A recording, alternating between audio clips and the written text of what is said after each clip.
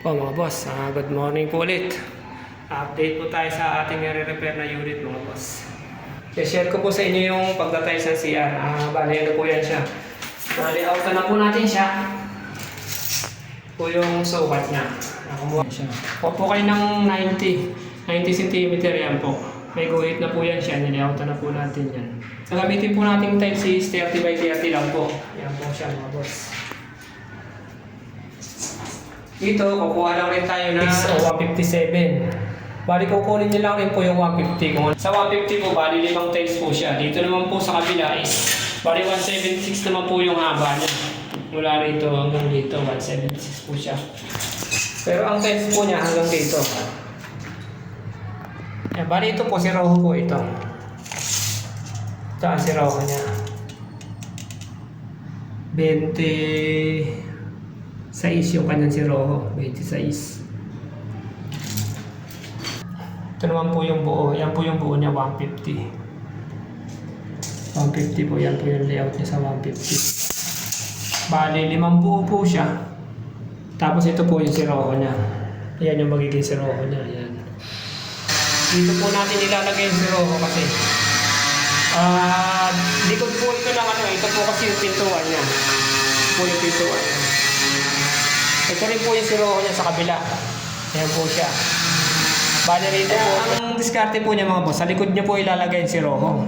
Bawa ito, katulad nito, tapon na po kasi sa kolokyal na tawag ng pagtatiles po, ang tawag po nito is tapon. Pag sa likod ng pagkain si Rojo niya, tapon po ang tawag dyan. Kaya sa likod po siya pintuan ng CR. Ito po, katulad niya, ito po. Si Rojo yan, tapon po kasi yan. Ay dito po ang pwesto. Mas mabilis po siyang makita yung pagbungad pa lang po ng ano, ito pong area. Mas makikita kaagad ng ano. Uhulugan tapos iiskwalahin po natin sa gitna. Para mapagtagpo-tagpo po natin yung flooring at saka yung wall niya. O mga boss, uhulugan muna po natin to. Yung ating layout na 90.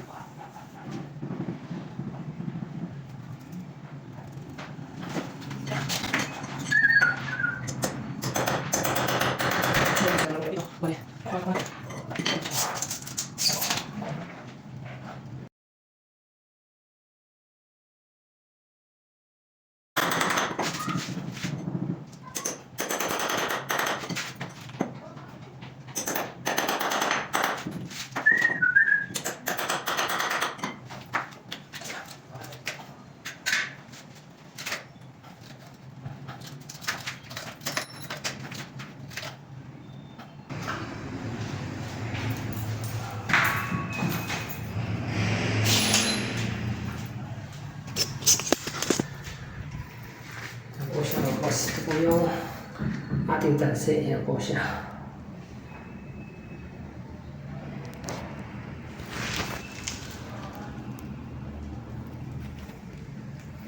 Yan po yung ating tansi. Tumama na po yung dun sa tatlong tiles nila. Po siya. Ito rin po yung sa kabila. Yan po yun siya. Bali nakalagay 30 po yan siya. Bali yan po yung sentro yan. Ngayon, i-eskwalahin na lang po natin ang tiles. Ito na po yung pinakang tiles niya. Actual na po yan siya. Okay. Eskwalado rin naman po yung tiles. Mag-diferensya man po yung kaunti lang. Ayun, eskwalado na po yan siya.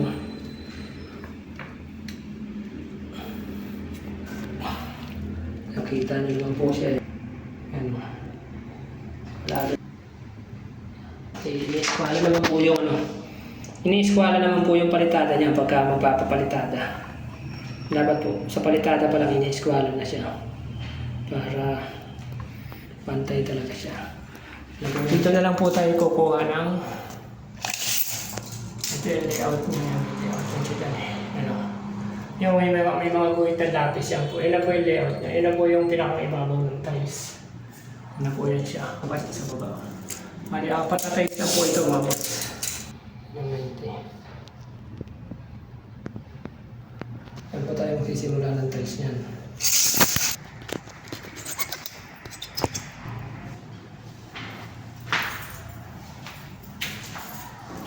babasahin nyo rin po yung wall niya. Ayan. Basa na po siya. Para pag lagay natin dito. Para hindi po kayo maligaw, na katulad po niya, meron po siyang tatak dito po. Ganyan po. Iibabaw nyo po yung ano niya, yung makinis na parte niya. Para hindi nga po kayo maligaw. Yun na po ang palatandaan niya. Para iisa lang po yung mukha ng tiles.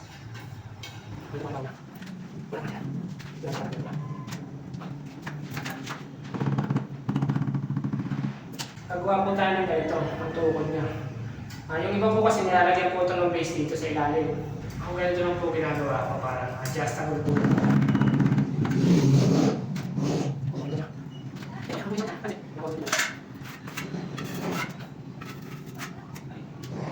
Panglagay ng ano ng clearance niya. Para pantay po yung clearance niya. Pantay po yung tigat niya. Tingting po, pwede na po yung tingting.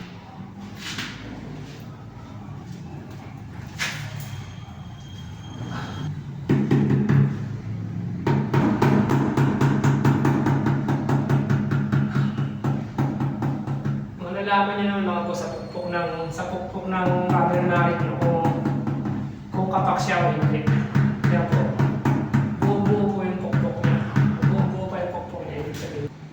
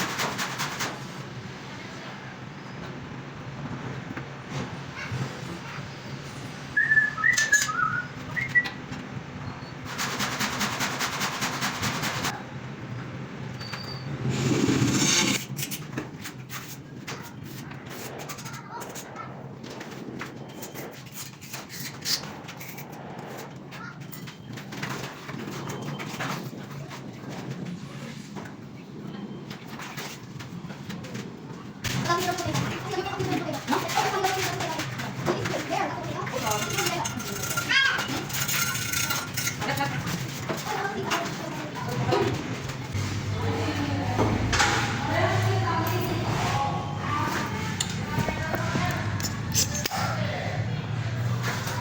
boss, yan lang po ang inabot natin. Bali, bukas na po ulit. Alas 5 na po kasi siya. Po siya. Bali, kaunti na naman po rito. Dalawa ko na lang siya. Yan po. Bukas na lang po ulit siya. Loob yun mga boss. Okay po. Update na lang po ulit.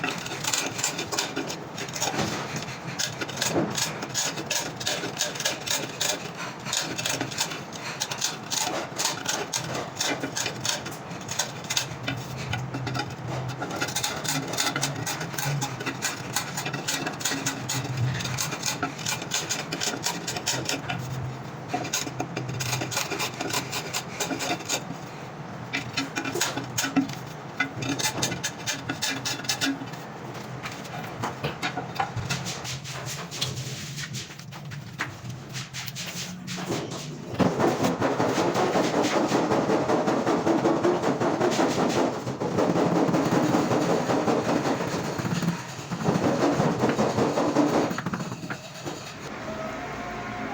siya mga boss, natapos na po natin yung ating wall.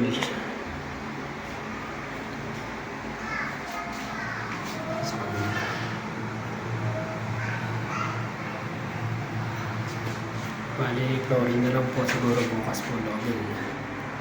Madali natin yung flooring niya bukas.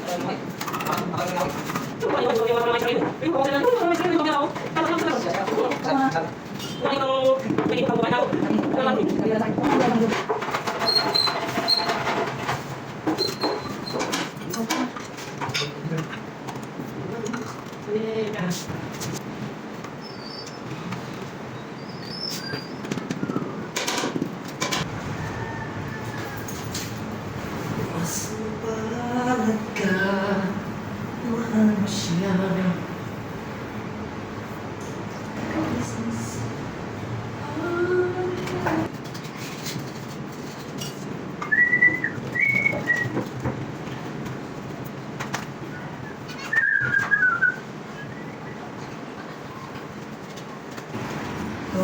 Church. Mas tapos na po yung ating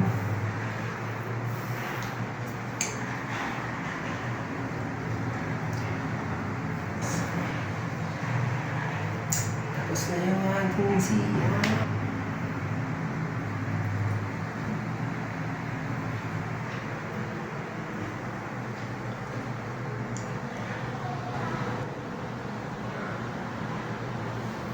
Tapos, update na po tayo.